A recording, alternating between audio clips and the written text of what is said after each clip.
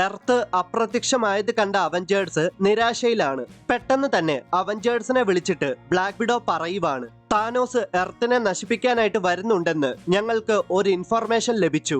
അതുകൊണ്ട് ആന്റിമാന്റെ പിം പാർട്ടിക്കിൾസിന്റെ സഹായത്തോടെ ഞങ്ങൾ എർത്തിനെ ചെറുതാക്കിയേക്കുവാണ് എന്നൊക്കെ.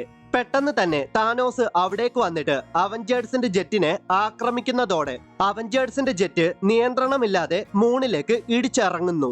അവഞ്ചേഴ്സും താനോസുമായിട്ട് ഒരു വമ്പൻ പോരാട്ടം നടക്കുവാണ്.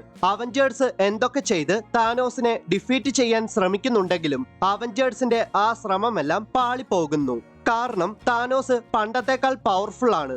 താനോസ് ഇവിടെ മനസ്സിലാക്കുവാണ്, അതായത് എർത്തിനെ ആരോ ചെറുതാക്കിയേക്കുവാണെന്ന്. ആന്റ്മാന് അധിക നേരം പിം പാർട്ടിക്കിൾസിന്റെ സഹായത്തോടെ എർത്തിനെ ചെറുതാക്കി വെക്കാൻ സാധിച്ചില്ല.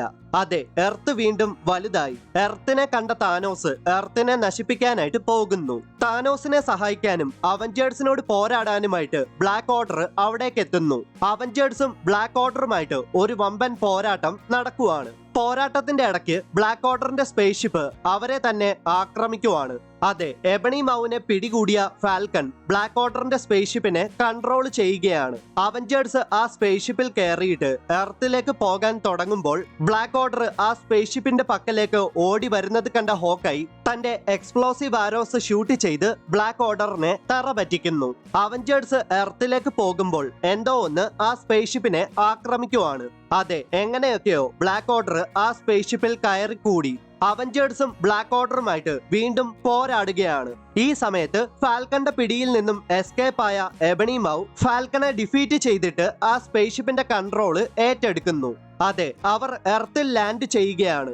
ഈ സമയത്ത് ന്യൂയോർക്ക് സിറ്റിയെ ലക്ഷ്യമാക്കി താനോസ് പോകുവാണ്. പെട്ടെന്ന് തന്നെ ഒട്ടും പ്രതീക്ഷിക്കാതെ താനോസിനോട് ഏറ്റുമുട്ടാൻ ടോണി സ്റ്റാർക്ക് തന്റെ ജയന്റ് അയൺമാൻ സ്യൂട്ടില് എത്തുന്നു. താനോസും അയൺമാനും തമ്മിൽ ഒരു വമ്പൻ പോരാട്ടം നടക്കുവാണ്. താനോസിന്റെ കണ്ടിന്യൂസ് ആയിട്ടുള്ള അറ്റാക്കിൽ ജയന്റ് അയൺമാൻ സ്യൂട്ട് പ്രവർത്തനരഹിതമാകുന്നു. താനോസ് ആ ജയന്റ് അയൺമാൻ സ്യൂട്ടിനെ നശിപ്പിക്കുന്നു. ഈ സമയത്ത് പ്രോക്സിമ മിഡ്നൈറ്റ് ഹോക്കൈയെ ആക്രമിച്ച് തറ പറ്റിക്കുന്നു. സൂപ്പർ ജയന്റ് തോറിനെ കൺട്രോൾ ചെയ്യാൻ ശ്രമിക്കുന്നുണ്ടെങ്കിലും സൂപ്പർ ജയന്റിന്റെ ആ ശ്രമം പാളിപ്പോകുന്നു. തോർ തന്റെ ലൈറ്റ്നിങ് പവേഴ്സ് ഉപയോഗിച്ച് സൂപ്പർ ജയന്റിനെ തറ പറ്റിക്കുന്നു. ക്യാപ്റ്റൻ അമേരിക്ക താനോസിനെ ആക്രമിക്കാൻ ശ്രമിക്കുന്നുണ്ടെങ്കിലും താനോസ് ക്യാപ്റ്റൻ അമേരിക്കയെ തറ പറ്റിക്കുന്നു. അതെ, അവഞ്ചേഴ്സിനെ താനോസും ബ്ലാക്ക് ഓർഡറും ഡിഫീറ്റ് ചെയ്തു.